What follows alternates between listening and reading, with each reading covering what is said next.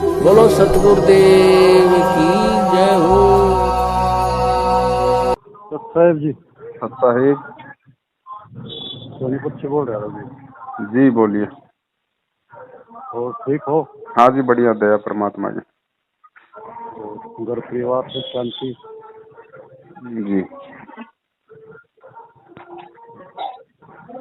आपका नंबर मिला था मैंने, एक वेद है जी सर से, जी। उनसे मिला था। अच्छा हाँ, बताओ जी। बातचीत होती है रश्मि के साथ होती है। जी इसमें कई साथ बातचीत की, जी लेकिन लास्ट में बस यही बात आगे तो ज्यादा दी हमारे से, इतनी बचन नहीं हो रहा, हम बच्चे नहीं कर पा रहे। मगर यार कोई तो होगा, जी ये ढूंढता ढूंढता आपका नंबर मिला फिर। जी ऐसा है, जी। इसमें मेरे पिताजी और मेरे बड़े भाई ओहो, वे जुड़े थे। अच्छा ये है बात 12-13 की थे। अच्छा तो उन्होंने मेरे भाई प्रेशर डाला, भाई तू भी जुड़ गया। हम्म। मैं देखो नुका रहा गुरु बना हुआ जानवर पानी पीवा। सही बात। मगर जिस रिश्ते में मैं चल रहा हूँ, मेरे को ये मिलवा दो कि तू इस में यह कमी है बेटा, तू इन्हें छोड़कर नू ना जा। जी अगर कोई दारू पी रहा है उसको समझाना तो पड़ेगा बेटा इसके ये इफेक्ट है, तेरे फेफड़े निकल जाएंगे, लीवर खराब हो जाएगा, मत पियो इन्हें।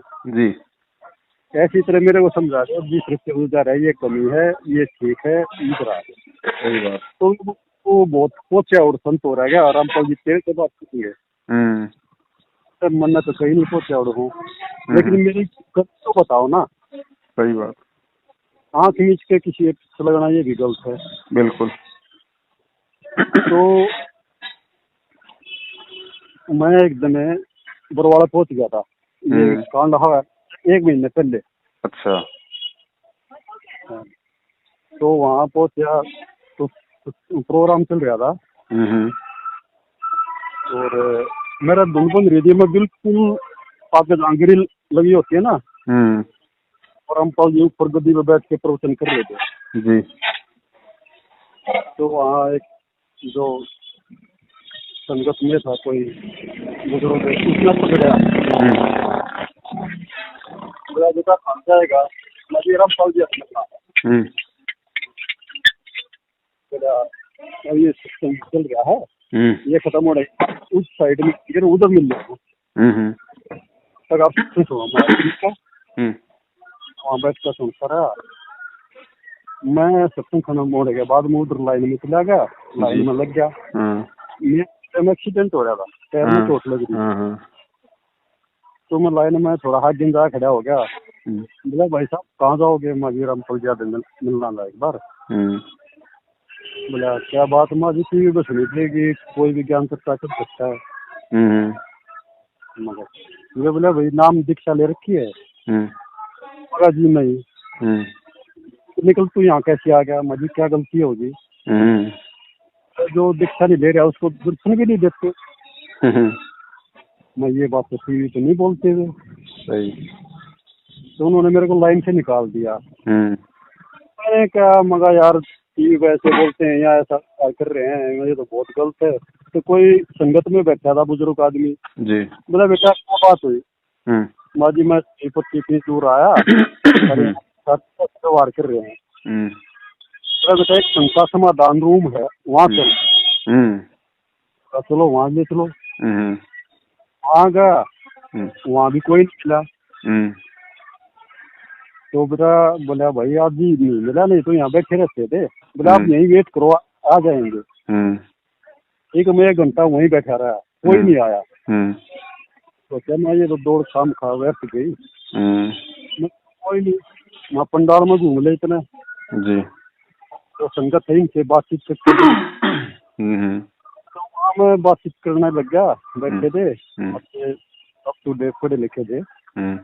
मगा भाई साहब माँ उसके दर्शन हो गए जिसके पीछे भाग रहे हैं? बोले हाँ जी हो गए। माँ किससे कैसा हो? तो वे बोले वीर रामपाल जी। बोला पूर्ण परमात्मा है। ठीक, मगर जुबान से निकलना, जो आपने कहा उसी पे याद रखना। आपने क्या बोला जी, माँ पूर्ण परमात्मा ना दो कटे ना भी ना कुछ भी नहीं होगा कुल। मगा जी फिर मगा इस पर अगर कुछ रामपाल जी अगर कुछ करके दिखा देंगे, कुछ नहीं गिल्ले नहीं होगा, पानी पूरी डाल रहे हैं ना भाई नू कर हमारी कम हो दे। मगा आप एक बार बताओ, मगा मैं गरीबदास जी ना कबीर साहब नहीं मानो, मैं किसी और पंथ से नहीं हूँ, सब कोई पूर्ण परमात्मा थे, मैं बिल्कुल मानता हूँ। किससे तो आ जाएगा बात, आप भी उन्हीं को मानते हो। बोला मैं गरीबदास जी भी वही बात है, गरीबदास जी कबीर साहब एक ही चीज लगा लो। तो मगर गरीबदास जी महाराज की साखी है कि मगर नैनो आगे झुक झुक आवर रतन अमोली फूल, गरीबदास जो है अलल ध्यान है सूरत अंडोला चूल। मैं इसका मतलब बता दो क्या है। बोला भाई साक्षी तो गरीबदास जी महाराज ये है, भी रखिए पर इसका बता। मगर क्या मैं ज्यादा शुरुआत है, अगर किसी ने लाइन में शुरुआत भी कर रखी होगी ना बता सकता है इस चीज में। बोला भाई रुक जा, एक में ले आऊँ। बोला उसमें 15 साल हो लिए, अगर कुछ याद रखा है वो देगा तो बात का जवाब। मगर ले आओ। उसने एक जवान लड़का है था, मैंने उसके सामने बोला, वो भी बोला भाई नहीं, बात तो कबीर की साक्षी है नहीं पता। मगर बात सुनो, तुमने जो भी कहा है सब कहा है और आप बीती कही है, सुनी सुनाई नहीं जी, जो उन बीती उन जो है दी हमें सुना है और अभ्यास करो, हमारे में भी बीत चुके है। मगर वो परमात्मा साक्षात दिखाई देगा, जैसे आप मेरे और मैं आपको देख रहा। आप तो डर गए थे पानी से, तो ये कहना है उसको तलवार चलाओ, आग जलाओ, भिगो, जो मर्जी करो, उसका कुछ नहीं है। तो मैं ये प्रैक्टिस किया, अभ्यास किया, तब बोली ये बात, वैसे नहीं बोल दी। बोला हाँ बात तो यही है। तो थोड़ा दिख गया। बोला भाई साहब बात तो ये है, लेकिन ये चीज नहीं आने मिली। मैं तो 1000 आदमी लाया दीक्षा दवाई, बस आप अपना चिल्ला बना लो। अब तो बताओ दिख गया। मैं 5 मिनट में तेरे इतने दिन 14-15 साल खो दिए, तो 5 मिनट में मेरी बात सुन के तो ठीक है बात को डट जाएगा। बोला नहीं भाई साहब, फिर वो एक महीने पास से वो रोड़ा हो गया था। फिर मैं वहां से आ गया था। तो फिर मैंने घर में चलता रहा, प्रेशर डालते रहे। भाई था बीमार, उसके जो फेफड़े शरीर की गए हैं, तो वो आ गया। वो चंडीगढ़ रहता है, मैं सोनीपत में रहता हूँ। तो आया बीमार था, मगर भाई से ज्ञान है, भाई आराम से सोना। मैं बोला दवाई ले ले। बोला भाई गुरु जी अनु के रखी है, अपना नाम रखो, जो मंत्र किया तो सारी बीमारी दूर हो जाएगी। तो बात ठीक है। लाइन अलग है, लेकिन शरीर को स्वस्थ रखने के लिए डॉक्टर का सहारा लेना पड़ेगा। सही। वो बोले ना मर जाऊंगा, लेकिन गुरु क्या है की बात को अटल रहूंगा। फिर मैं उसकी श्रद्धा देखकर बड़ा बहुत अच्छा लगा। मैं प्रेम उन्होंने कराया कुछ, और उसकी तबियत बिगड़ती चली और वो बरवाड़ा पहुंच गया। फिर रामपाल जी तो मिले नहीं, लेकिन उसके जो नित्य अनुयायी होंगे उनसे मुलाकात हुई। उसी में जाके यही सवाल कर दिया जी, मैं इतने जो भी नियम तोड़ा हो कुछ मेरे में कमी हो, कुछ गलती रही हो। तो वे बोले ना भाई, उसने अपनी बताई होगी जो भी नियम है या नहीं है। बोले जी फिर मेरा आराम क्यों नहीं होया? उन्होंने ये बोल दिया डॉक्टर को सलाह ले ले फिर। ऐसा बोलते उसका दिल टूट गया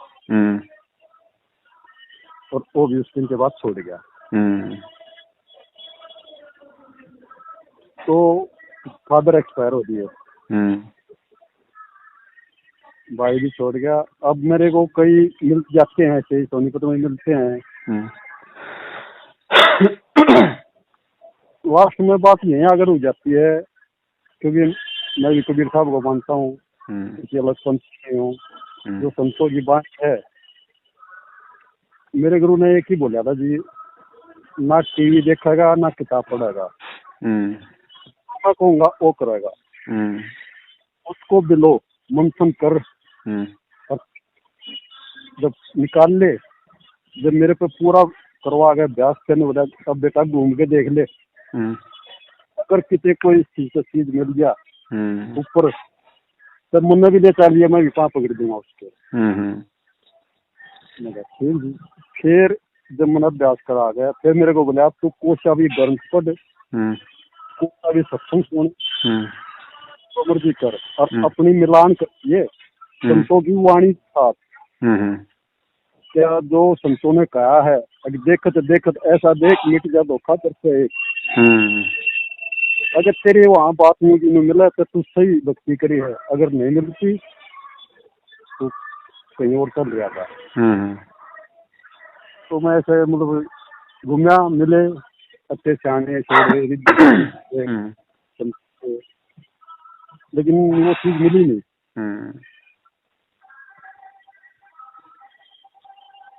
तो अब मैं जी भी कुछ दिन संपर्क में रहे थे। ये चीज तो है, एक रामपाल जी के मुँह से भी सुनी थी मैंने कि भाई गुरु है जो कुछ है, गुरु से ही निकलेगा जो कुछ निकलेगा। जैसे सवाल निकाल ना, मान्या मूल धन 100 रुपये, पहले मानना पड़ेगा, को मानना पड़ेगा सब कुछ। उसका अपना सवाल निकाल कर लास्ट में उत्तर निकलेगा। ये नहीं कि मान्या मूल धन 100 रुपये रोड़े सवाल पूरा हो गया, अगर नू करके आओगे तो नंबर 0 आओगे। उसका कैलकुलेशन करो और पूरा सवाल आंसर तक पहुंचो।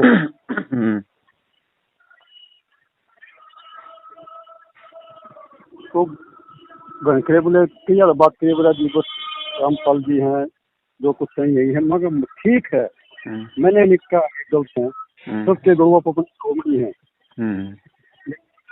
जो लास्ट फाइनल है उत्तर है मौज का कभी। फिर ये कह देते कि हमारे पे इतनी भक्ति नहीं होती, हमारे में कमी है यार, आगे बात रुक जाती। तो मैं भी कह रहा भाई तू जा रहा है, ये जा रहा है, मगर यार मेरे को कोई समझ आए तो मैं गलत कहाँ जा रहा हूँ, तभी तो बदलूंगा ना। बोला आपके पवन दास जी हैं, बात करके देखो। मगर ठीक है जी, मैं जरूर गुरु गुरु सब कहते हैं, गुरु बहुत है दूर, गुरु कृपा जब जाते जब मल नूर मन नूर। तो गुरु जी ने कहा जब नूर मन नूर मिल जाए तो ये पहचान है, समझ लेना आपको असली गुरु मिल गया। नूर का बनाया कुछ हम सब बन के बीच लहरी, तुम्हारी बात है गहरी, संतों की बात है, अर्थ निकलते हैं संतों की बात का। तो मैं यही जानना चाह रहा था, मगर जी हो सकता है कोई कमी हो, मेरे को ना पता हो, क्योंकि मैं तो बालक हूँ, ज्यादा ज्ञान नहीं है, ज्यादा पढ़ा लिखा नहीं है। जो गुरु ने कहा उसके चला, पूरा समर्थन।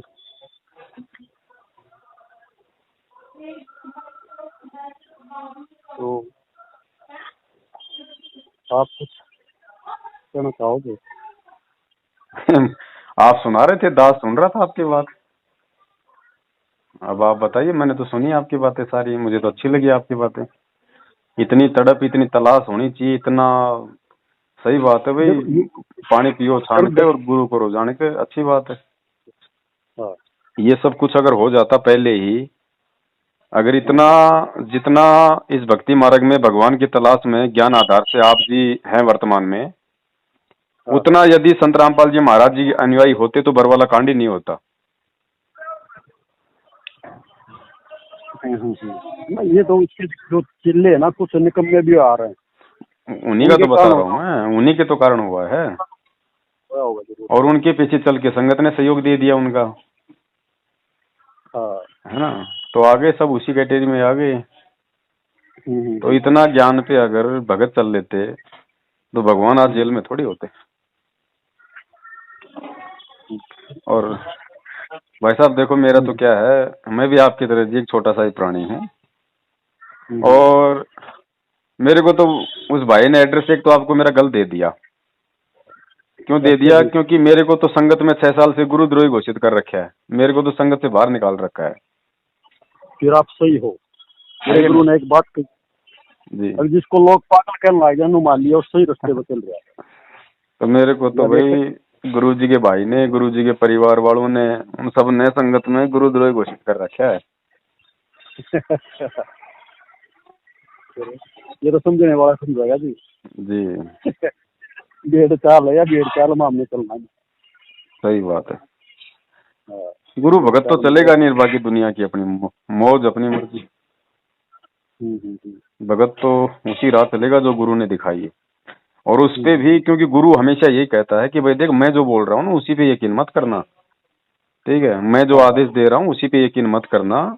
गुरु का असली जो आदेश है वो गुरु का सत्संग होता है, ठीक है। मुंह से तो गुरु कुछ भी बोल के परीक्षा ले लेगा, उल्टा बोल देगा, लेकिन जो जो जो सत्संग जो गुरु ने कर दिए पूरी दुनिया के लिए, उसमें कोई त्रुटि नहीं मिलेगी। तो सत्संग गुरु का असली आदेश होता है। अब देखो, आज गुरु है शरीर में, कल को गुरु भी जाएगा। तो फिर जब गुरु के शरीर त्यागने के बाद जो आत्माएं आगे जो भक्ति करेंगी, वो किस चीज को आधार बनाएंगी? वो गुरु के सत्संगों को ही तो आधार बनाएंगी। जो पुस्तकें गुरु ने लिख दी उन्हीं को तो आधार बनाएंगी। तो हम तो उस ज्ञान आधार पे चलने वाले छोटे से प्राणी हैं, जिस कारण से हमारे और इन लोगों के विचार मेल खाए नहीं।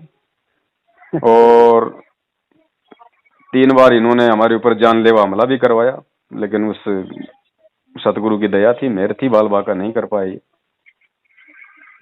और आज ये परिणाम है कि भाई आज वो संगत जो हमें गुरुद्रोही कहा करती थी, हमारी शक्ल देखने से डरा करती थी कि नाम खंड हो जाएगा, बात करने से नाम खंड हो जाएगा, आज उन लोगों के सुबह से शाम तक इतने फोन आते, हम फोन नहीं उठा पाते। बाकी आप बताइए, दास आपकी क्या सेवा कर सकता है बड़े भैया? देखो देखो, ज्ञानवान तो मुझे इतना है नहीं भगत जी। देखो, मैं तो कोई ज्यादा मान बढ़ाई वाला आदमी तो हूं नहीं कि साहब मैं आपकी साखियों का अर्थ बता दूंगा, क्योंकि कबीर साहब की साहब 33 अरब वाणियां हैं, बताओ क्या क्या बताएं, है कि नहीं।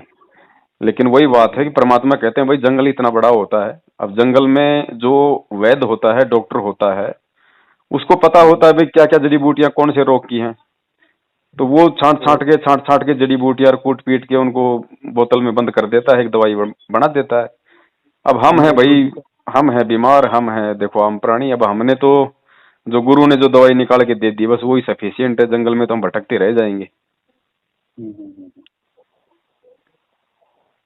तो देखिए, वाणियों का जो रहस्य है ना, ये जो कबीर जी की वाणियां हैं, वास्तव में इन वाणियों का असली मतलब क्या है, ये केवल खुद वो कबीर ही बता सकता है। दूसरा इस सृष्टि में कोई नहीं बता सकता उनकी वाणियों का अर्थ। एक और बात बताऊं आपको जी।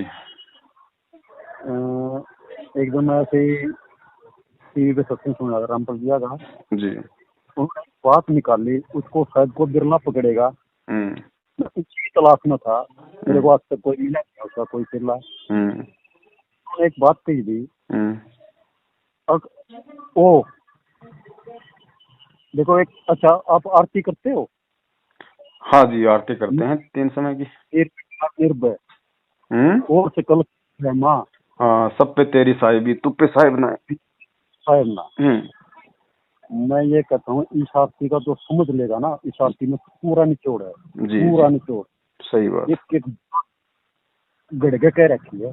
बिल्कुल। सांसों की करसुमणी जी। कर सांसों की करसुमणी सुना है कैसे हो। हाँ हाँ, ये पूरी आरती टाइप में है। जी जी।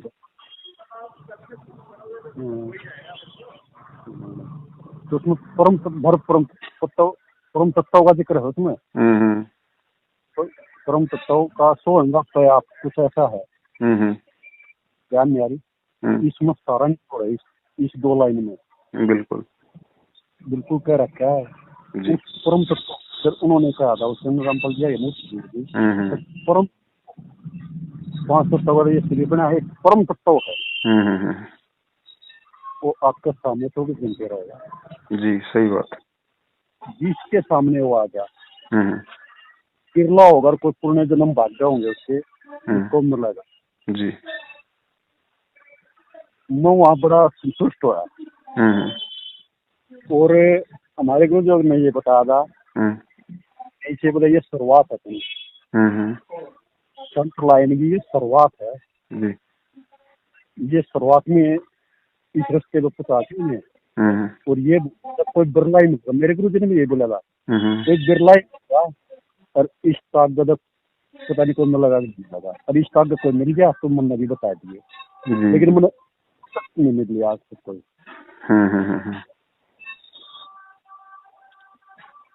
उनके मुंह से सुना, फिर मेरा बात तो सही बोल रहे हैं ना रामपाल जी। रास्ता तो यही है, इस रास्ते पर मैंने कोई मिला नहीं आज तक।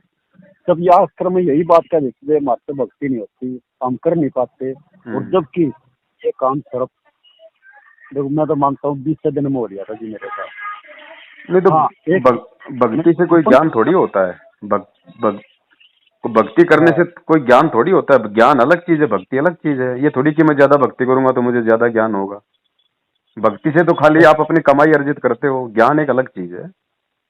हाँ, क्योंकि जब मेरे गुरु जी ने कहा तो अभ्यास कर दो, मैंने दे दिया, किताब नहीं पढ़ेगा। बोला अगर किताब से नहीं तो कभी कर नहीं सकता भक्ति। बोला अगर थोड़ा असली होगा फिर वो किताब में पा जाएगा सब कुछ।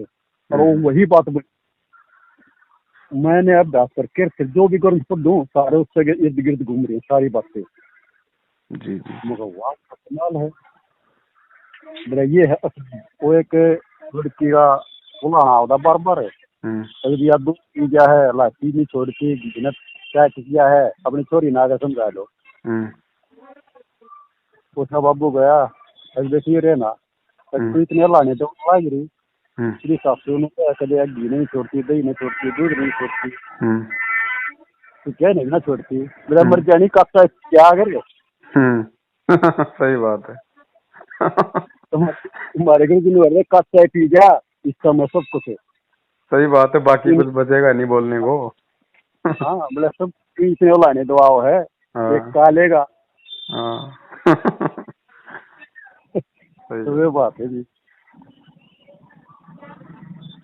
नहीं आप वैसे दर्शन हुए आपके? किनके? परम तत्व हो गए। देखो बड़े भाई, अच्छा मैं आपके गुरुदेव कौन है? रणवीर सिंह। ठीक है।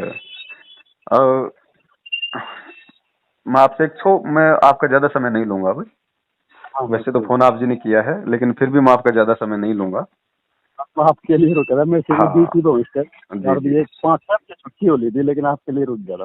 कोई बात नहीं बड़े भाई, थोड़ा सा और। अच्छा मैं आप जी से ये निवेदन करता हूँ कि देखो ये सारा जो बातें हैं वो तो आपको भी आपके गुरुदेव ने बताई होंगी कि भाई हम जिस लोक में रह रहे हैं पृथ्वी लोक है और इस प्रकार के यहाँ पे अनेकों लोक हैं। कहने का मतलब है टोटल जो 21 जो ब्रह्मांड है वो है यहाँ पे खाली इसके ब्रह्म के।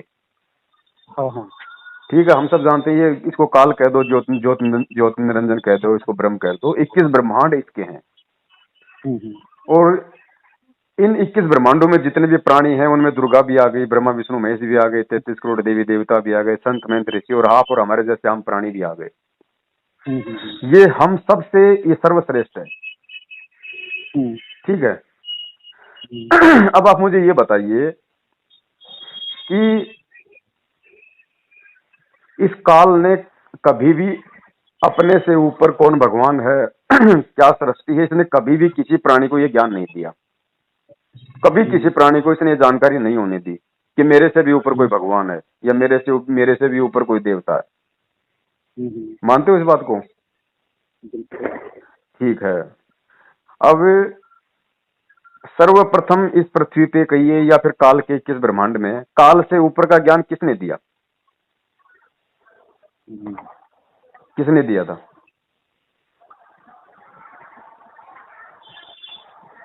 बताइए। देखो, हम तो संतों की वाणी सुनी थी। हाँ बिल्कुल, संतों की वाणी के हिसाब से आप जी थोड़ा सा बता दीजिए।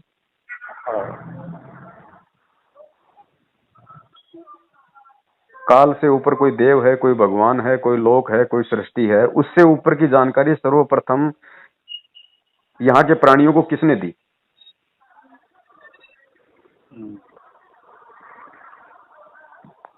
नहीं पता? इनके ये ना बाप कबीर साहब भी थे। बिल्कुल बिल्कुल, आपने 100% सही कहा। कबीर जी ने आके ही ये जानकारी दी। कबीर साहब के बेटे निरंजन है, इसके बेटे ये 3 हो गए, इधर मानसरों में ये चल रहा है। वो सब सही है, मेरा केवल इतना था कि काल से ऊपर की जानकारी केवल इस पृथ्वी पे आके किसने दी? कबीर जी ने दी। कबीर साहब आए थे। दी ना उन्होंने? हाँ बिल्कुल दी। और कबीर जी ने कबीर सागर लिखवाया, ये भी आपको पक्का यकीन है? सुना हमें नहीं, लिखवाया तो उन्होंने ना, धर्मदास जी के माध्यम से।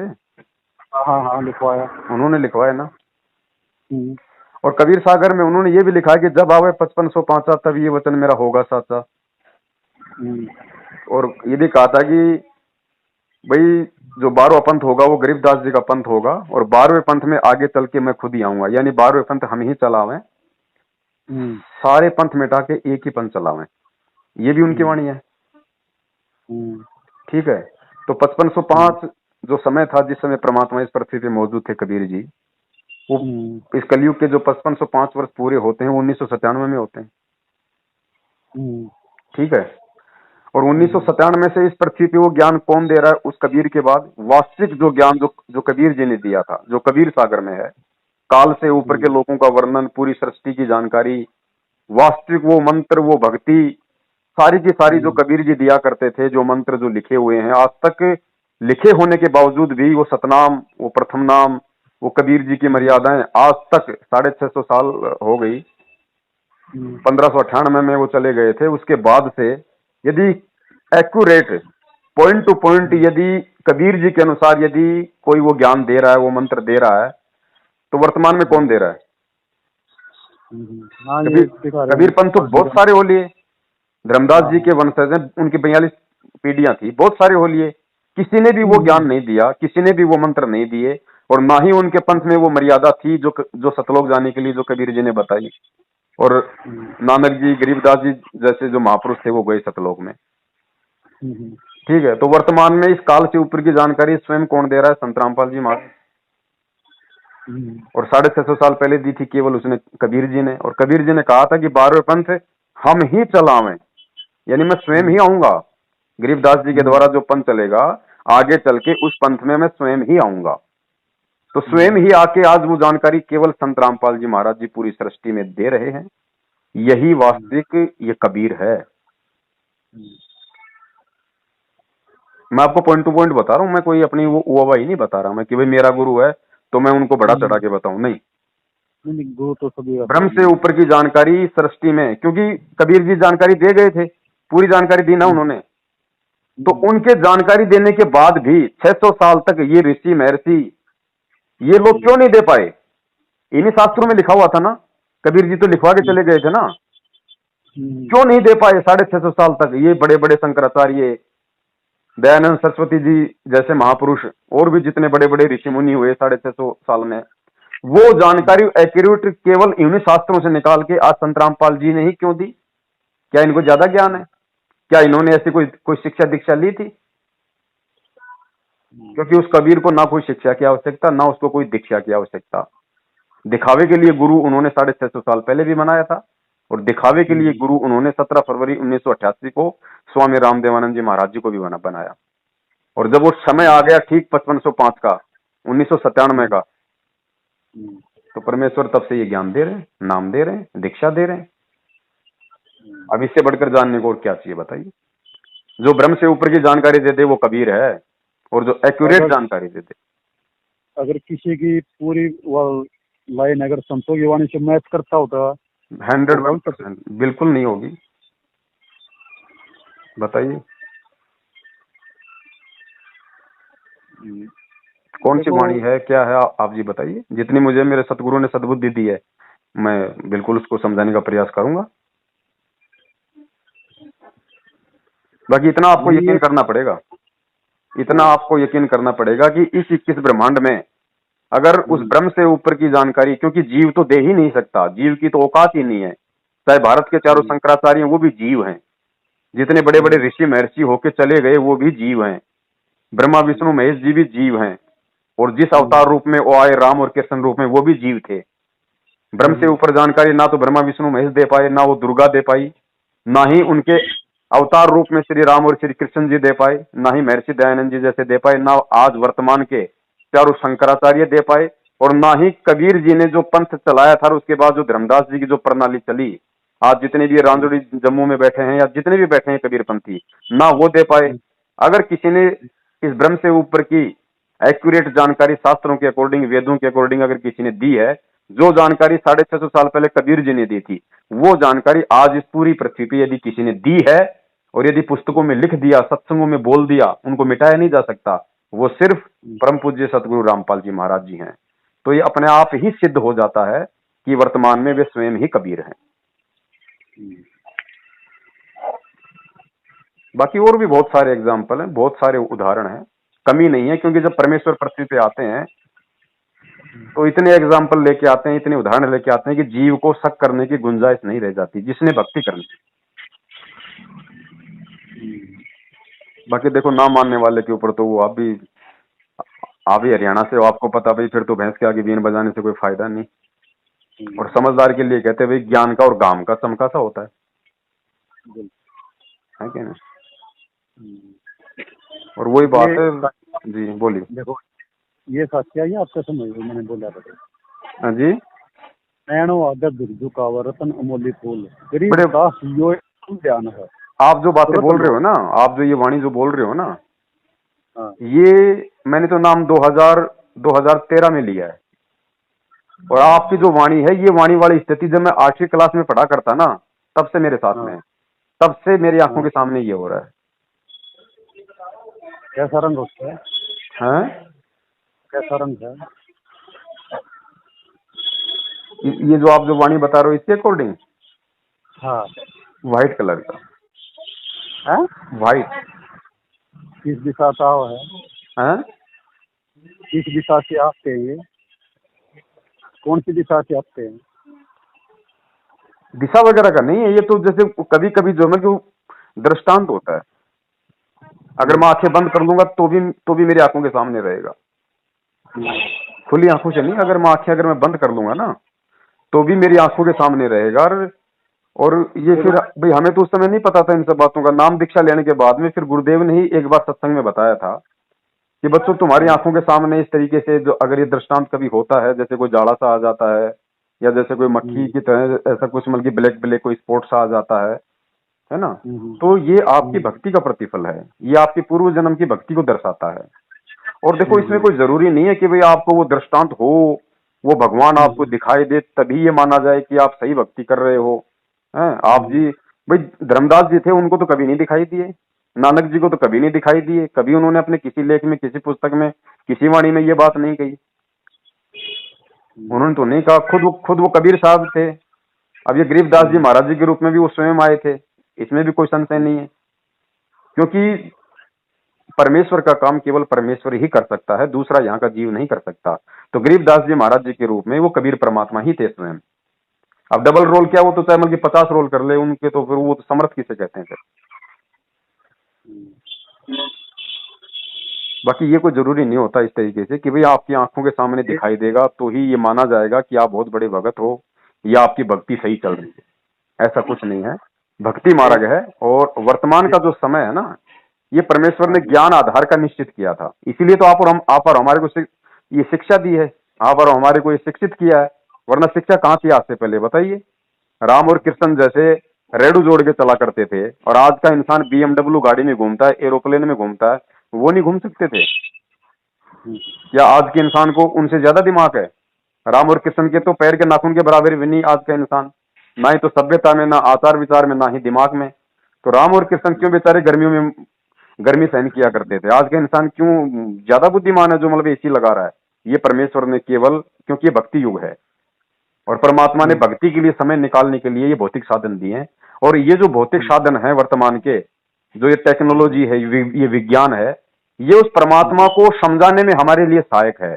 जीव समझ सकता है कि वास्तव में भगवान भी कोई चीज है। आज ये television, internet, radio, satellite, aeroplane, पता नहीं क्या क्या बना दिया। किसने बनाया? एक वैज्ञानिक ने बनाया ना। और वैज्ञानिक कौन है? आप और हमारे जैसे एक इंसान है। तो भाई जब एक मिट्टी का पुतला जब इतना सब कुछ बना सकता है, तो सोचो जिसने ये मिट्टी का पुतला बनाया होगा वो क्या होगा।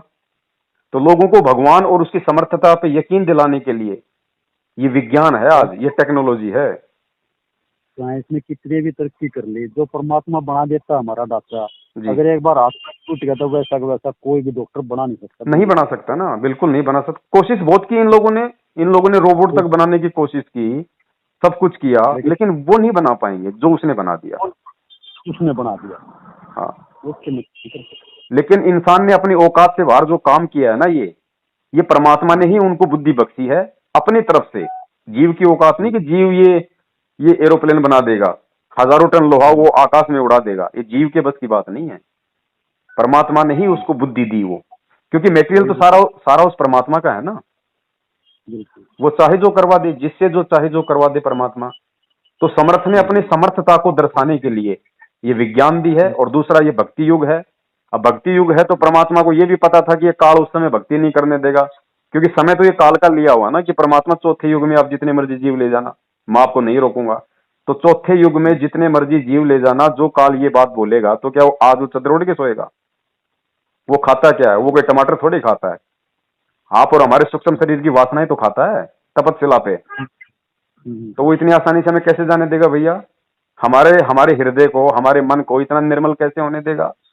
इसीलिए तो उसने 72,000 साधु इंडिया में पैदा कर दिए, गांव गांव नगर नगर में मंदिरों के लठ गड़वा दिए, उल्टी साधना, पूजा, भैरव भूत वगैरह। मतलब इस कदर इंसान को मलिन कर दिया, इस कदर पत्थर पूजा पे लगा दिया कि जब वो कबीर इस पृथ्वी पे आएगा और जब वो ये ज्ञान समझाएगा, तो उस कबीर को पसीने आ जाएंगे लोगों को ये ज्ञान समझाने के लिए कि भगवान कोई और है और तुम्हारा लोक कोई और है।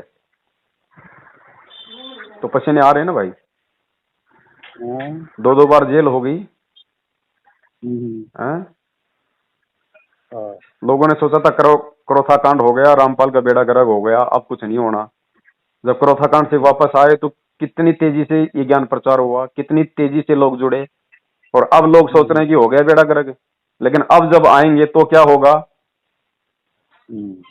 पूरा विश्व उमड़ेगा, क्योंकि उस समय आ गया। वो समय उस परमात्मा का निश्चित किया हुआ है, वो चेंज नहीं हो सकता।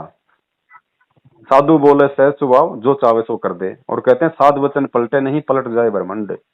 अगर कोई असल में कोई साधु होगा, संत होगा, और उसने जो वचन निकाल दिया, अरे भाई गौतम ऋषि जैसा एक सामान्य सा साधु, गौतम ऋषि, उसने अहिल्या की प्रार्थना पे, और उसने द्वापर से पहले त्रेता युग ले आया। और जब वो परमात्मा एक संत रूप में यहाँ आ जाए और वो अपने मुख से कोई वचन बोल दे, वो कैसे फेल हो सकता है भाई? तो लोगों को लग रहा है वर्तमान में कि ये जो बिगड़ा हुआ रूप है इतना जल्दी नहीं सुधरेगा। लेकिन भाई एक बात बताइए, जब ये कोरोना आया उससे पहले किसने सोचा था, किसी ने स्वप्न में भी सोचा था कि ऐसी भी कोई बीमारी आ सकती है कि पूरा विश्व लॉकडाउन हो जाएगा, 3 महीने के लिए थम जाएगी पूरी दुनिया? सोचा था किसी ने? ना। और पूरे विश्व में एक अदृश्य वायरस ने, जो दिखाई भी नहीं देता, सूक्ष्म से सूक्ष्म वायरस, उसने पूरे विश्व के लोगों के नाक पे मास्क चढ़ा दिया ना। और हर आदमी पहन रहा है, चाहे कोई डर से पहने, चाहे कोई अपनी सुरक्षा के हिसाब से पहन रहा है ना। बिल्कुल। तो भाई जब एक छोटे से वायरस ने, जो 84 लाख योनि में आता है, जो दिखाई भी नहीं दे रहा, जब उसने पूरे विश्व के नाक पे मास्क चढ़ा दिया, तो सोचो वो जिसको हम निराकार भगवान कहते हैं कि वो दिखाई नहीं देता, अरे वो जिस दिन अपने पे आया तो भाई साहब वो भी इस भक्ति का मास्क पूरी दुनिया पे चढ़ा देगा, चाहे कोई डर से भक्ति करो, चाहे कोई ज्ञान समझ के अपने आत्म कल्याण के लिए भक्ति करो, और ऐसा ही होगा।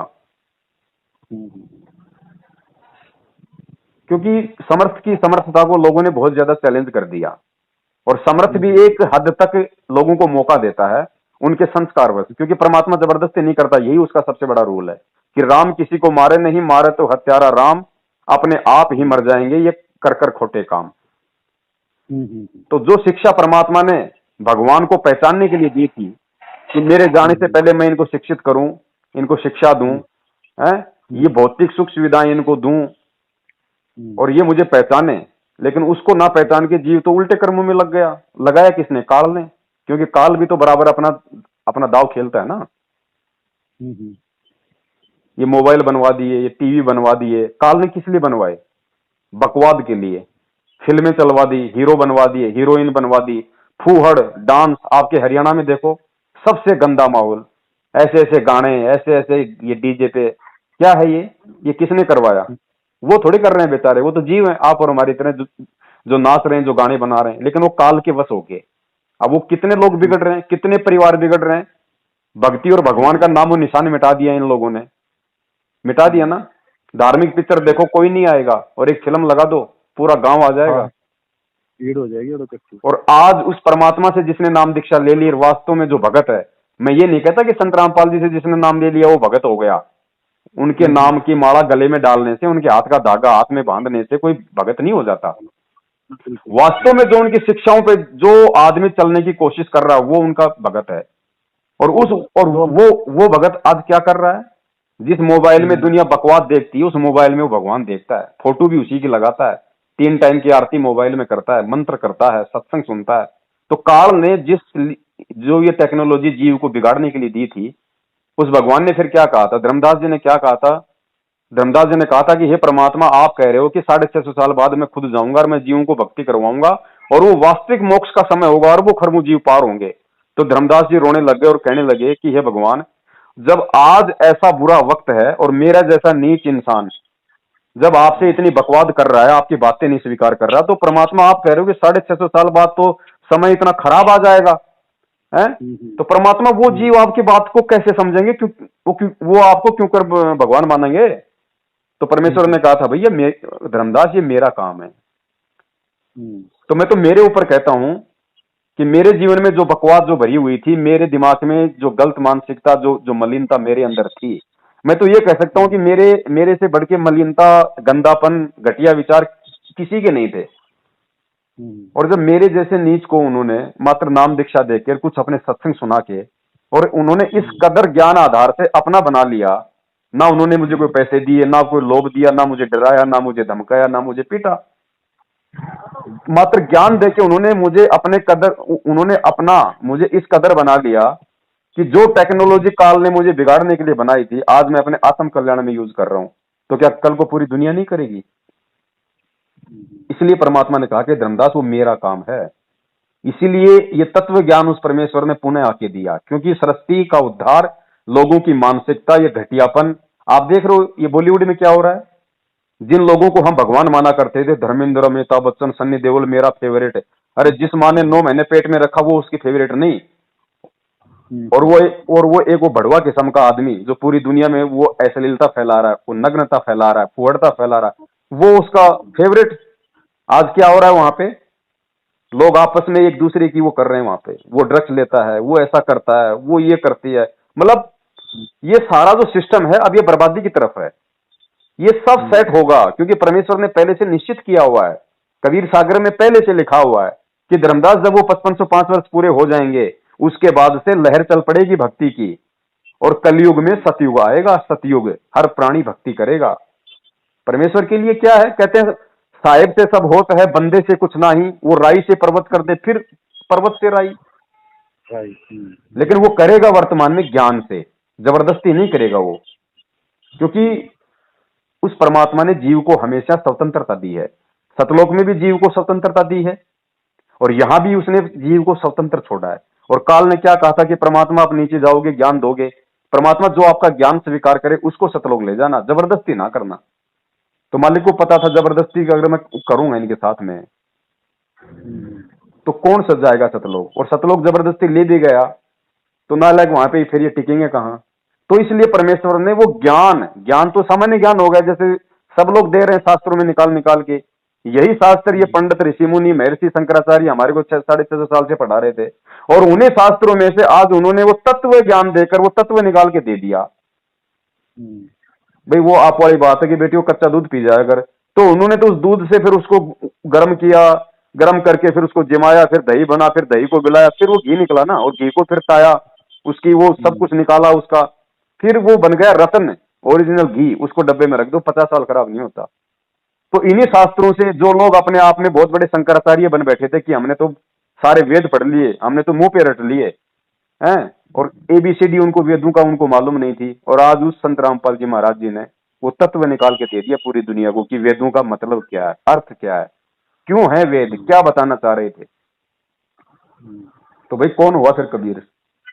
अब भगवान आएगा तो वो सींग लगा के तो आएगा नहीं। हम रामचंद्र जी को भगवान मानते थे, विष्णु जी के अवतार थे, चाहे विष्णु भगवान कहो चाहे रामचंद्र जी कहो, चाहे विष्णु कहो चाहे श्री कृष्ण चंद्र जी कहो, बात एक ही है। तो भाई वो कोई पूंछ लगा के थोड़ी आए थे, कोई उनके सिर पे कोई सींग थोड़ी थे, वो भी एक आम प्राणी की तरह आए थे, एक परिवार में आए थे, उनके भी माँ थी, बाप था, भाई बहन थे। उसी प्रकार आज ये आए हुए हैं। अब पहचान केवल ज्ञान से होगी, क्योंकि गीता जी में वो श्लोक मुझे याद नहीं, वो काल भगवान उसको अर्जुन को कह रहा कि अर्जुन अगर तुझे मोक्ष चाहिए तो किसी तत्वदर्शी संत की शरण में जा, और उस संत की पहचान तू केवल ज्ञान से कर सकता है, दिखावे से नहीं होगी, भारी आडंबर से तू उसकी पहचान नहीं कर पाएगा।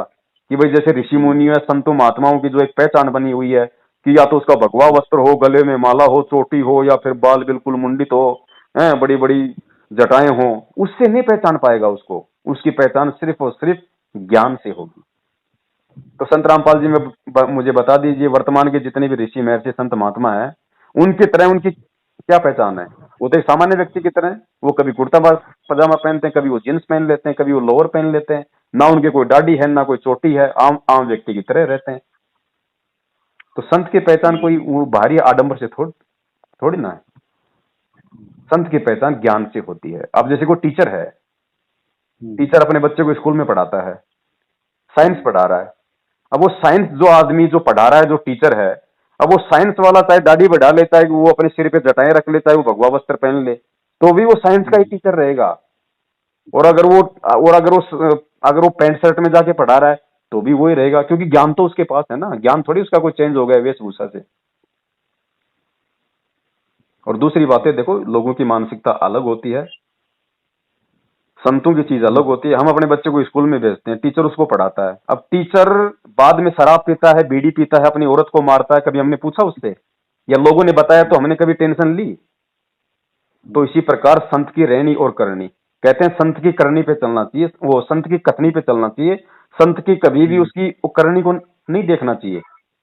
संत क्या कर रहा है, क्या खा रहा है, क्या पी रहा है, लेकिन संत ज्ञान क्या दे रहा है, पहले संत की पहचान कर लो। गीता जी अध्याय नंबर 15 श्लोक 1 से 4 तक पहले तत्वदर्शी संत की पहचान कर लो कि तत्वदर्शी संत कौन है, उसके लक्षण क्या है, उसकी विशेषता क्या है। जब उसकी पहचान हो जाए उसके बाद में संत की करनी को मत देखो, फिर संत की कथनी यानी उसके वचनों पे चलो। फिर इतना विश्वास तो इस कलयुग में फिर करना पड़ेगा भाई। ऐसे तो देखो भाई साहब, दुनिया फिर कहने को तो फिर किसी भी मोड़ पे आपको भ्रमित कर देगी। वो तो दूध से नहाता था, खीर बनती थी। अरे भाई परम संत जो कबीर भाई, उसके दूध की तो क्या, उसके तो अगर मूत की खीर खाने को मिल जाए तो सौभाग्य समझना। ये फिर अपने विश्वास और फिर अपने श्रद्धा और भावों की बात है बड़े भाई। लेकिन श्रद्धा और भाव भी वहीं टिकते हैं जहां पे प्रमाण हो, जो प्रमाणिकता हो। अब भाव तो आसाराम जी के शिष्यों की है भी, वो भी उनको अपना भगवान मानते हैं, लेकिन खाली उनके शिष्यों के मानने से कोई गुरु भगवान नहीं होता। शास्त्रों के अनुसार यदि वो है, फिट है, तो वो भगवान है, वो पूर्ण संत है। तो इन्होंने अपने आप को कभी भी ये नहीं कहा कि मैं भगवान हूं, मैं ये हूं। इन्होंने शास्त्र खोल खोल के दिखा दिया कि भगवान कौन है, भगवान की क्या पहचान है, भगवान किस किस रूप में आता है, कैसी कैसी लीलाएं करता है। भाई उसके बाद फिर परमात्मा ने, हमको जानवर तो है नहीं, हमें 21वीं सदी में परमात्मा ने जन्म दिया, ऊपर से हमारे को शिक्षा दे दी, ऊपर से अपना अनमोल तत्व ज्ञान दे दिया, और भी ज्यादा समझाने के लिए साइंस दे दी, टेक्नोलॉजी दे दी, तो भाई हम जानवर तो है नहीं, हम इंसान है। ये विशेष बुद्धि परमात्मा ने 84 लाख योनियों से भिन्न हमें दी है, फिर हम इसका प्रयोग कब करेंगे, कब हम उसको जानेंगे, कब हम उसको फिर पहचानेंगे?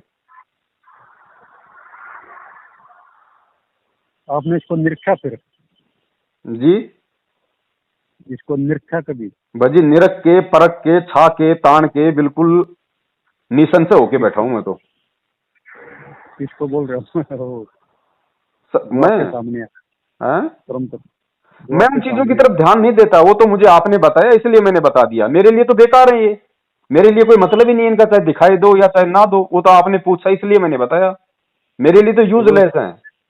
आज अगर मैं अपने गुरु का साथ छोड़ दूं, आज अगर मैं अपने गुरु पे अविश्वास प्रकट कर दूं, या मैं अपने गुरु की द्वारा दी गई भक्ति छोड़ दूं, तो चाहे मुझे रात दिन चाहे लाल हरा पीला काला रंग दिखाई दे, वो मेरे लिए फिर क्या है? कुछ नहीं है, मैं तो फिर 84 में जाऊंगा। तो इन चीजों का मेरे लिए कोई वैल्यू नहीं है, कोई महत्व नहीं है। मुझे जो चीज चाहिए थी मेरे आत्म कल्याण के लिए, अब देखो भक्ति का आधार क्या है भाई साहब दुनिया में, क्या है बताइए? भक्ति का आधार क्या है? शास्त्र है ना भाई। अगर किसी बच्चे को डॉक्टर बनना है तो डॉक्टरी का आधार क्या है? एमबीबीएस की पुस्तकें है ना। और जिसको भक्ति करनी है तो भक्ति का आधार दुनिया में केवल शास्त्र है। कोई व्याकरण तो है नहीं कि भाई कोई 8वीं की कोई हिंदी की जो क्लास है, जो पुस्तक है, वो होगा भक्ति का आधार। भक्ति का आधार शास्त्र है। और शास्त्र कौन से? जो प्रमाणित हैं। कौन से? सर्वप्रथम चारों वेद आते हैं, उसके बाद में चारों वेदों का निष्कर्ष पवित्र गीता जी आती है, फिर ये जो ऋषि महर्षि इनका जो अपना अनुभव है, ये अपना ये पुराण वगैरह आते हैं, लेकिन इनको इतना आधार नहीं माना गया भक्ति मार्ग में। वेद सबसे बड़े आधार हैं। वेदों को विश्व का कोई भी व्यक्ति झुठला नहीं सकता जिसको थोड़ा बहुत भी अध्यात्म ज्ञान होगा। तो भक्ति का आधार है वेद, शास्त्र, और शास्त्रों से सतगुरु की पहचान होती है। और जब आपको सतगुरु की पहचान हो जाए शास्त्रों से, एक बार मेरी बात पे आप ध्यान देना, जब आपको सतगुरु की पहचान हो जाए पक्की कि भाई इस विश्व में यदि कोई सतगुरु है तो यही व्यक्ति है, उसके बाद में उन शास्त्रों को उसी बोरे में पैक करके कहीं रख दो, वो हमारे लिए मिट्टी है। फिर हमारा सबसे बड़ा जो आधार होगा वो होगा सतगुरु, क्योंकि शास्त्रों से हमने सतगुरु की पहचान कर ली। अब शास्त्र हमारे लिए निरर्थक हैं, बेकार हैं, कोई मतलब नहीं है। अब सतगुरु के एक एक वचन से हमने फिर चलना होगा आगे, तब हमारा यहां से मोक्ष हो सकता है, मुक्ति हो सकती है, अन्यथा नहीं हो सकती भाई साहब। किताबों का केवल वहीं तक का रोल होता है, किताबों का आगे कोई रोल नहीं है। अब मान लीजिए कोई बच्चा है, वो पढ़ लिख के डॉक्टर बन गया। डॉक्टर क्यों बना? उन पुस्तकों के आधार से बना वो। अब डॉक्टर बनने के बाद में यदि कोई पेशेंट आ गया और उसने ऑपरेशन करना है, तो क्या वो किताब खोल के बैठेगा वहीं पे ऑपरेशन थिएटर में? उसने पढ़ ली ना, उसने पूरी शिक्षा ग्रहण कर ली ना कि ऑपरेशन कैसे किया जाता है, कौन कौन से औजार चाहिए, कैसे कैसे चीरा लगाया जाता है। वो मूर्ख इंसान होगा, फिर वो ऑपरेशन करते समय उस पुस्तक को भी खोल के बैठेगा, फिर तो मारेगा उस आदमी को। तो ठीक इसी प्रकार सतगुरु की पहचान शास्त्रों से, और एक बार जब पहचान हो गई तो शास्त्रों को उठा के रख दो साइड में भाई साहब। फिर दुनिया कुछ भी अटपट करे, कुछ भी आपके सामने वाणियां बोले, इसका क्या अर्थ है, इसका क्या मतलब है, भैया जो अर्थ था, जो मतलब था, वो मैंने निकाल लिया, मैंने देख लिया, ये मेरा आत्म अनुभव है। अब मैं दुनिया को, वही बात है भाई, गूंगा आदमी गुड़ खा के क्या बताए उसका स्वाद। बिल्कुल, वो जो खाएगा वही उसी को पता चलता है। तो बड़े भैया, मैं तो एक छोटा सा उनका भगत हूं और मेरे तो यही विचार हैं। और देखो भाई साहब, दूसरी बात मैं आपको बता दूं, भक्ति मार्ग में सबसे बड़ी चीज है विश्वास। अगर आपको विश्वास नहीं है तो आप कुछ प्राप्त नहीं कर सकते, कुछ भी। कबीर साहब हमेशा कहते हैं, कहे कबीर सुनो भाई साधो मैं तो हूं विश्वास में। उन्होंने कभी नहीं कहा कि कहे कबीर सुनो भाई साधो मैं तो हूं आंखों के आगे जो लाल पीला दिखाई देता उसमें, या कहे कबीर साधो मैं तो हूं सतनाम में, मैं तो हूं सार नाम में, मैं तो हूं सार शब्द में। नहीं, ये सार शब्द, सार नाम, सतनाम, ये भी उसी समय काम करेंगे जब आपको अपने सतगुरु पे विश्वास होगा। तो मैंने तो भाई उनके ऊपर जो करना था मुझे, वो मैंने कर लिया है। और कहते हैं आदमी मरने के बाद में, पहले ये चौखट हुआ करती थी इनकी लकड़ियों की, मरने के बाद जब उसको घर से निकाल देते थे ना उसको शमशान के लिए, तो पीछे से वो कील ठोक दिया करते थे कि वापस ना जाए। तो मैंने तो भाई सतगुरु पे विश्वास करके, और मैंने तो कील ठोक दी अपने शरीर पे। अब कोई दूसरा इसमें प्रवेश नहीं कर सकता इस जीवन में। तो तो मेरा तो बस इतना सा अनुभव है, इतना सा भाई साहब मेरी प्रार्थना थी। अब आप मुझे अज्ञानी कहें चाहे ज्ञानी कहें, चाहे मुझे आप अंधश्रद्धालु कहें, ये बात सच है, विश्वास का है। बस भाई विश्वास था तो मीरा पत्थर में श्री कृष्ण को प्रकट कर दिया करती थी। क्या पत्थर में भगवान होता है प्रकट? दुनिया मान ले, लेकिन विश्वास था तो उस परमात्मा को पत्थर से प्रकट होना पड़ता था, उसके विश्वास के दम पे, भक्ति को जीवित रखने के लिए, वरना दुनिया से भक्ति नष्ट हो जाती। विश्वास था तो मीराबाई ने भगवान को खिचड़ा खिला दिया, विश्वास था तो नामदेव जी ने विट्ठल जी को दूध पिला दिया, और विश्वास था तो भगवान ने नरसिंह जी का भात भर दिया। ये तो किसी से छुपी हुई बातें नहीं है भाई। और विश्वास है तो भगवान आज धरती पे प्रकट है। श्वास निकलती जा रही है हमारी, इसीलिए परमात्मा सत्संगों में रोता है। नहीं तो संत रामपाल जी को रोने की जरूरत क्या थी भाई? अरे उन्होंने भी अगर राजनीति करनी होती, अगर अटखेलियां करनी होती तो जेल में क्यों होते भाई? राजनेता उनके चरणों में होते ना। लेकिन नहीं, जो कबीर का मार्ग वो कबीर का मार्ग ही होता है। कबीर अपने मार्ग से ना 650 साल पहले कभी डगा, ना कबीर आज अपने मार्ग से हिल रहा ना डुल रहा। उसके भक्ति मार्ग के वही नियम, वही मंत्र, वही संविधान, वही विधान। देश काल परिस्थितियां बदल सकती हैं लेकिन उसका विधान नहीं बदल सकता। तो जिसने भक्ति करनी होगी और जिसका प्रबल भक्ति संस्कार होगा भाई, फिर तो ये देखो मानव जन्म दे दिया परमेश्वर ने। आज आप और हम तो एक दूसरे की बातों को समझ रहे हैं ना। आज कोई गधा थोड़े ना कोई गधे से कोई मोबाइल से बातचीत तो कर सकता है, समझ सकता है। आज कुत्ता है, कुत्ते के पेट में दर्द हो गया वो बता देगा, जीभ भी है, मुंह भी है, शरीर भी है, क्या नहीं है? क्या वो बता देगा भाई साहब मेरे पेट में दर्द है, मेरा इलाज कराओ? लेकिन मेरे दर्द हो गए तो मैं अपने रिश्तेदार को बोल दूंगा भाई साहब पेट में दर्द है, थोड़ा सा देखो जी कुछ। तो ये बुद्धि क्यों दी परमात्मा ने? ये मानव शरीर क्यों दिया? उस भगवान को पहचानने के लिए। कुत्ते को क्या पता क्या राम है, क्या कृष्ण है, क्या भक्ति है? नहीं पता ना। नहीं, पूरी सृष्टि में यदि किसी प्राणी को पता तो केवल मानव को पता है, बाकी किसी भी योनि में किसी को नहीं पता। ये देख चांस मालिक चांस दे रखा है, बस बस बस बस बस बस बस सुराची में जाओ बस। और भक्ति युग ये कलयुग ही होता है भाई साहब, क्योंकि बाकी 3 युगों में तो इतनी भक्ति होती है, इतना अच्छा माहौल होता है, जो जिसकी साधना कर रहा है लगता है मेरे को वही लाभ दे रहा है, आदमी मानता ही नहीं। और इस कलयुग में अब आदमी के पुण्य तो हो गए समाप्त सारे, खा लिए पहले, बच गए क्या? पाप कर्म, क्योंकि भक्ति को थी नहीं ऐसी। अब पाप कर्म बच गए। अब पाप कर्म से आएंगे दुख, परेशानियां, आपत्तियां, और जब दुख, परेशानियां, आपत्तियां आती हैं तो फिर आत्मा रोती है, और जब आत्मा रोती है तो वो परमपिता परमात्मा इसकी सुध लेने के लिए आता है। देखो बच्चा भी 2 तरीके से रोता है। माँ को पता है कि अब ये बच्चा दूध के लिए रो रहा है, या फिर अब ये सोता उठ के रो रहा है। रोने में अंतर है। माँ उसके रोने से समझ जाएगी कि अब ये दूध पीना चाहता है, या फिर वैसे ये रो रहा है नींद में उठ के। तो भाई अब ये आत्मा वास्तव में उस परमात्मा के लिए रो रही है। अब इसके पास कोई चारा नहीं है। डॉक्टर फेल हो गए, दवाइयां फेल हो गई, लग ही नहीं रही, इलाज ही नहीं है। कोरोना आ गया, कहाँ इलाज बताइए? सब फेल हो गए। बड़े बड़े जो अपने आप को धुरंधर देश समझा करते थे, टेक्नोलॉजी में सबसे सोचते थे कि भाई ये तो हिंदुस्तान से 50 गुना आगे मेडिकल साइंस में, आज कहाँ वो है? घुटने के बल आ गए ना। इसमें अफवाह भी बहुत फैला रखे कोरोना के चक्कर में। तो ये जुकाम होते थे, अब भी हो रहे हैं। पता नहीं क्या गवर्नमेंट ने इसमें कुछ तो चाल है इसमें। वो तो एक देखो ये वायरस तो है, इसमें तो कोई दो राय है नहीं भाई। मूर्ख, चलो हिंदुस्तान की गवर्नमेंट चालबाजी कर लेगी, पूरा विश्व थोड़ी ना कोई चालबाजी करेगा। ये पूरे देश के राष्ट्रपतियों ने, प्रधानमंत्री ने बैठ के कोई मीटिंग थोड़ी ना की थी कि ऐसा ऐसा ड्रामा शुरू कर दो। भाई है ये बीमारी, इसको कोई मना नहीं कर सकता। लेकिन कहने का मतलब ये है कि उस परमात्मा ने एक झटके में पूरे विश्व की, जो अपने आप को बहुत बड़े बड़े नेता, लीडर, वैज्ञानिक, डॉक्टर समझ रहे थे, साइंटिस्ट समझ रहे थे, बुद्धिमान समझ रहे थे कि हमने मंगल ग्रह पे विमान छोड़ दिया, उनकी औकात दिखाई है परमात्मा ने कि तुम्हारी औकात क्या है, देख लो तुम खुद, अगर कोई समझ जाए तो।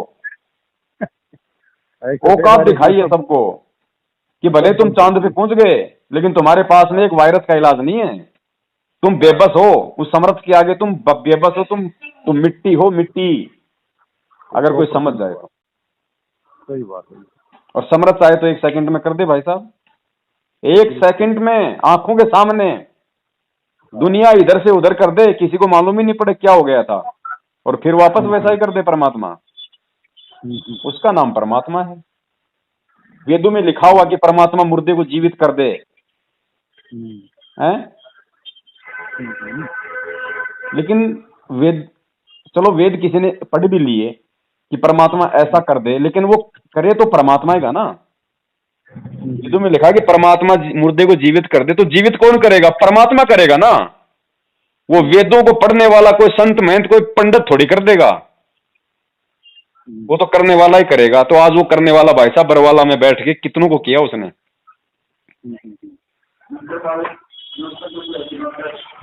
और मैं तो मानता हूं मेरा तो जीवन था ही नहीं, मैं तो ऐसा कुकर्मी इंसान था। आज मैं इस दुनिया में नहीं होता। मैं जो अपने अवगुणों को याद करता हूं नाम दीक्षा से पहले वाले के, कि मैं तो इस दुनिया में होना ही नहीं था। आए दिन लोगों के मर्डर होते रहते हैं छोटी छोटी बातों पे। मैं तो ऐसे ऐसे कामों में था, मेरा तो जीवन था ही नहीं भाई साहब। तो मेरे को तो उसने जीवन दान दे रखा है सिर्फ भक्ति के लिए। इसमें साधारण आदमी जा भी नहीं सकता। बस बड़े भैया, अब संत की पहचान भी अब देखो, वैसे तो गुरु जी के 20 लाख के आसपास भगत हैं। अब फिर 20 लाख में भी उनको कौन कितना समझ पा रहा है? तो ये भी पिछले जन्म के भक्ति संस्कारों के आधार से ही सारी चीजें समझ में आती है। अरे मीराबाई क्यों श्री कृष्ण को प्रकट कर लिया करती थी? मीराबाई की बहन क्यों नहीं करती थी? मीराबाई के गांव वाले क्यों नहीं किया करते थे? भाई वो युगों युगों की माल थी, परमात्मा की भक्ति की पहलवान थी वो। तो उसके पिछले संस्कार मजबूत थे, तब वर्तमान में वो हो रहा था। आज संतराम पाल जी के इतने शिष्य हैं, इनके आसाराम जी के 1 करोड़ के आसपास हैं, इनके राम रहीम जी के करोड़ों की संख्या में है। आप और हम क्यों नहीं बना रहे भाई? हमारे पे तो हमारा भाई मतलब विश्वास नहीं करता, हमारे बेटे हमारी बात नहीं मानते, और उनके पीछे करोड़ों। तो उनके पिछले जन्म की भक्ति है ना। ऑटोमेटिक आदमी उसके सामने झुक जाता है। जिस प्रकार चुंबक के पास जाते लोहा उससे चिपक जाता है, उसके बस की बात नहीं है। तो ये जितने भी संत महंत हैं हिंदुस्तान में, ये कोई सामान्य नहीं है, वैसे है तो जीव सारे, लेकिन इनके पिछले जन्म की भक्ति और सिद्धियां हैं इनके पास में। अब जैसे गुरुजी कहते हैं कि मान लीजिए जैसे बरसात का मौसम है, और बरसात जैसे चौमासा लग रहा है, चौमासे के अंदर आपने अगर 100 वाट का बल्ब अगर कहीं जला दिया, तो ऑटोमेटिक मक्खी मच्छर और पंखों वाली चींटियां उसके चारों तरफ घूमती है ना। उनके बस की बात नहीं है, क्योंकि उनके ऊपर आकर्षण है उस लाइट के ऊपर। तो इसी प्रकार ये जितने भी जो संत महंत थे, ये थोड़ी बहुत इनके पास में पिछले जन्म की भक्ति शक्ति थी, जिस कारण से लोग इनकी बातों से प्रभावित हो जाते थे, आकर्षित हो जाते थे। थोड़ा बहुत ये किसी को आशीर्वाद देके अपनी शब्द शक्ति से उसको लाभ दे दिया करते थे। अपना टायर इन्होंने पंचर कर लिया। अब इस चीजों को केवल ज्ञान से समझा जा सकता है। अब जेल भाई साहब कौन नहीं गया? अरे चलो संत रामपाल जी तो हिसार जेल में बैठे हैं, उनको टाइम पे उनको टूक मिल रहे हैं ना, चाय पानी मिल रहा है ना, लत्ते कपड़े मिल रहे हैं ना। कोई अगर कोई रोग शोक हो जाए तो डॉक्टर की सुविधा है ना जेल में। रात को अगर गर्मी है तो पंखे वगैरह की व्यवस्था है ना जेल में। रामचंद्र जी सीता लक्ष्मण ने तो 14 साल की जेल काटी थी जंगल में, वहां क्या था भाई? वो तो आज की जेल से भी बल्कि नरक था। सर्दी गर्मी बरसात कंटीली झाड़ियां, ऊपर से उन राक्षसों का भय, तो वो तो भयंकर जेल थी। अब वो हो गई आज लीला, और 100-200 साल निकल जाएंगे तो संत रामपाल जी जैसा भी कोई संत नहीं मिलेगा हिंदुस्तान में। फिर वो संत रामपाल जी महाराज जी उस समय के लोगों के लिए भगवान हो जाएंगे। आज कोई मान नहीं रहा। जिस प्रकार आज उस राम की पत्थर की मूर्ति पूछते हैं, बताओ क्या मिलेगा भाई साहब? राजनेता तो अपनी राजनीतिक रोटियां सेक रहे हैं, धर्म को धंधा बना के। दुनिया पागल हो रही है। तो भाई जब हमें पहले से इतना ज्ञान दे दिया परमात्मा ने, तो क्यों ना हम उन सब बातों को समझें, उन उदाहरणों को अपने जीवन में उतारें, और जो मानव शरीर और ये परमात्मा ने विशेष बुद्धि और ऊपर से तत्व ज्ञान जो दे दिया, हम इसका प्रयोग करें, भगवान को पहचानें और अपना आत्म कल्याण करवाएं। वरना भाई साहब ये बकवादें, ये बातें, ये तो हमने असंख्य युग हो गए करते करते, बड़ी मुश्किल से ये दाव लगा है, इसको हम चूक ना जाएं। अगर मैं सही हूं, मुझे विश्वास है, एक तो होता अपनी जुबान से बोलना और एक होता अपने हृदय से मानना किसी को। अगर मैंने हृदय से मान लिया है, तो अगर मेरा गुरु अगर सच्चा गुरु भी नहीं है, तो जो परमात्मा कोई होगा सृष्टि में, उसको भक्ति की लाज रखने के लिए भाई मेरे सामने प्रकट होना पड़ेगा। अरे प्रहलाद भगत तो वो तो विष्णु जी की भक्ति करता था। उसको आके किसने बताया? ब्रह्मा जी ने उसकी बुआ को वरदान दे रखा था होलिका को कि तू आग में नहीं जलेगी, लेकिन भक्ति की शक्ति के आगे, प्रहलाद के विश्वास के आगे उसने अपने बाप को भगवान नहीं माना कि तू भगवान नहीं है, भगवान तो विष्णु है। ब्रह्मा जी ने वरदान दे रखा था और उसकी गोद में उसको बैठा दिया, होलिका की गोद में। होलिका जल गई, उस भगत पे आंच नहीं आई। ये होता है विश्वास। भाई भगवान वही है, भगवान वही काम करता है, सिर्फ हमारी आत्मा मैली हो गई, हमें विश्वास नहीं है। नहीं, भगवान तो वही है भाई, वो तो वही काम करता है जो पहले करता था, आज भी वो तो वही काम करेगा। लेकिन हमारे को विश्वास नहीं रहा, समर्पण नहीं कर पा रहे। अब आप कह रहे हो कि उस भगत ने आश्रम में कहा कि भाई मैं तो 15 साल से भक्ति कर रहा हूं, और आपने उसको एक वाणी सुनाई और उसने कहा कि मुझे अपना चेला बना लो।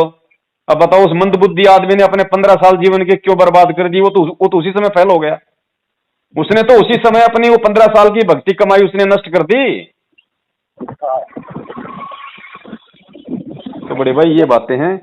और तो ये देखो, उसने बोला जेतराम गरीबदास जी के लड़के हुए। जी जी जी जी। सुरमे जैसी मेघ है कोई बिरला निरखम जी। जेतराम उसका वाक ना पार, साखी इसने इसी का जिक्र किया है। हाँ। तो आप कह रहे हो ये,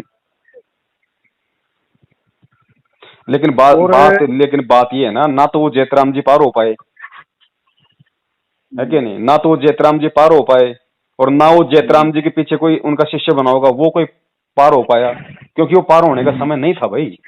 पार होने का समय आज है। बीच में गरीबदास जी आए, उन्होंने केवल आत्माओं को चार्ज किया था ताकि वर्तमान समय तक उनके मानव जन्म उनको मिलते रहे, क्योंकि वर्तमान में उन्होंने वापस आना था। ये भक्ति युग था, पहले से निर्धारित था। उन्होंने केवल उन आत्माओं को चार्ज किया था जो आत्माएं 650 साल पहले उन्होंने, जो कबीर जी के रूप में जिन आत्माओं को नाम दीक्षा दी थी 64 लाख को, जिनको चार्ज किया था, उनमें से कुछ आत्माएं डिस्चार्ज हो गई थी। उन आत्माओं को फिर वहां जन्म मिला छुडानी के आसपास। फिर वो आया, वो दयालु परमात्मा, वहां पे वो 65 साल तक रहे। उन्होंने उन आत्माओं को फिर जो उन्होंने चार्जर लगाया भक्ति का, और आज यहां तक वो आत्माएं आई हैं। अब ये भक्ति योग है, अब होंगे पार। जो ये बताए गए आप आंखों के सामने, ये कुछ नहीं है। देखो, ये भक्ति का प्रतिफल है, ये भक्ति का प्रतिफल है कि भाई हाँ, आपकी भक्ति कमाई जमा हो रही है, अर्जित है। आप मन में ये अविश्वास ना करना कि मैं जो मंत्र कर रहा हूं, मैं जो आरती कर रहा हूं, मैं जिस भक्ति मार्ग पे लगा रहा हूं, ये निष्फल है। ये परमात्मा जाहिर करता कि बेटा तो सही चल रहा है। देखो, कुछ तो होता है ना, जैसे किसी आदमी को बुखार है और अगर उसको इंजेक्शन लगाओगे तो घंटे 2 घंटे या 2-4 दिन बाद उसको कुछ तो महसूस होगा, कुछ तो राहत मिलेगी, तभी तो मालूम पड़ेगा कि हाँ साहब, इंजेक्शन ने अपना असर दिखाया है। तो ये भक्ति का जो है ये प्रतिफल है, बाकी वैसे इसकी कोई मतलब महत्वता नहीं है इसकी। अरे भगवान, एक बात बताइए भाई साहब, आप कबीर जी को तो आप जी भगवान मानते हैं ना? मानते हो ना? जो 650 साल पहले आए थे वो तो भगवान था ना पक्का? तो एक बात बताओ, जब वो तो साक्षात आंखों के सामने लोगों को दर्शन दिया करता था, वहां पे 64 लाख को उन्होंने दिए दर्शन। 120 साल तक आंखों से देखने की तो बात बहुत दूर है, उन्होंने तो साक्षात आंखों के सामने 64 लाख को 120 साल तक दर्शन दिए, और खुद वो कबीर जी बोल रहे हैं कि 64 लाख पार ही नहीं हो पाए नालायक, क्योंकि वो भगवान को भगवान नहीं मान पाए। तो क्या फायदा फिर आज अगर मेरे को दिखाई दिया अगर कुछ दे रहा है तो बताइए। ये तो एक ऐसे आपके चलना ना, मैं अभी तो कुछ भी नहीं, ये तो शुरुआत है। देखो, हमने और गहराई से ज्ञान समझना पड़ेगा। परमात्मा कहते हैं तुम कर दो पल में पार हो जा रजा तेरी, ये कबीर जी की वाणी है ना, तुम कर दो पल में पार हो जा रजा तेरी। यानी जब भगत का है ये कह रहा है, तो ये तो एक दरवाजा आपस अब खोल के इसके अंदर देखो, अंदर है भाई, इसके अंदर घुस घुस के, और वो ऋषि मुनि बेचारे वो गड़ के मर गए, जो 88 हजार तक जो बेचारे वो तप करके चले गए, उनको खूब दिखाई दिया करता था, खूब, और वो दूसरों को भी दिखा दिया करते थे। लेकिन उनके साथ क्या हुआ भाई? वो दुर्वासा जैसे, वशिष्ठ जैसे, चुनक ऋषि जैसे, मानदाता जैसे, उनका क्या हुआ? वो नरक में पड़े आज। जो खुद भी देखा करते थे और लोगों को भी दिखाया करते थे। हमको इसी पे बोल रहे हैं सारे भाई साहब, वो वाणियां केवल उस समय के लिए थी, वो देश काल और परिस्थिति के अनुसार थी। आज आपको यदि भगवान मिल गया है, यदि आपको पहचान हो गई है, तो देखने दिखाने से कुछ नहीं होने वाला। आप एक बात बताइए, आपके खाते में 20,000 रुपए हैं, और यदि मैं आपको दिखा भी दूं आपके खाते में, क्योंकि आजकल तो मोबाइल पे मैसेज आने लग गए ना कि भाई आपके खाते में 20,000 रुपए डिपॉजिट हो गए। अगर आप उनको, और आजकल तो मोबाइल में ऐसी ऐसी एप्लीकेशन भी आ गई, आप जब चाहो अपना अकाउंट आप जी बल्कि चेक कर सकते हो कि मेरे खाते में कितने रुपए हैं। तो आपके खाते में मान लो 20,000 रुपए हैं, और आप यदि दिन में 20 बार उसको देख रहे हो बार बार, तो क्या वो बढ़ जाएंगे? नहीं बढ़ेंगे ना।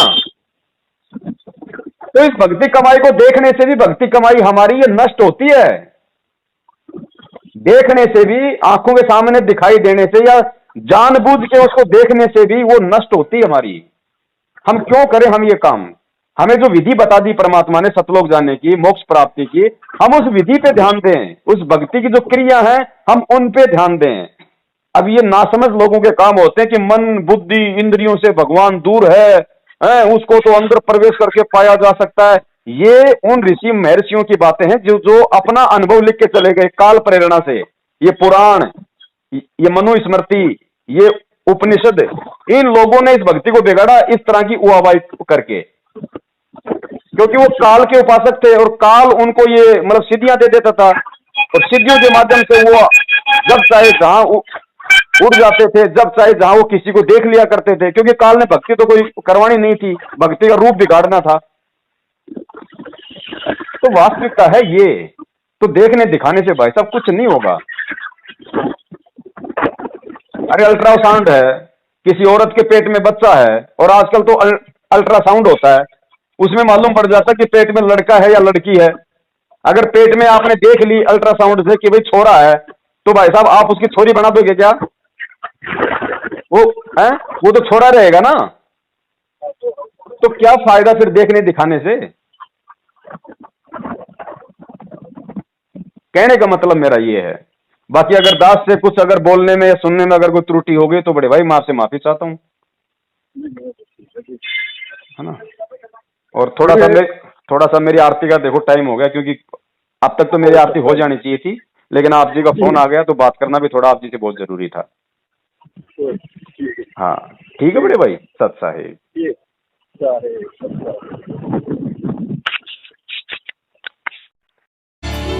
बोलो सतगुरुदेव की जय हो।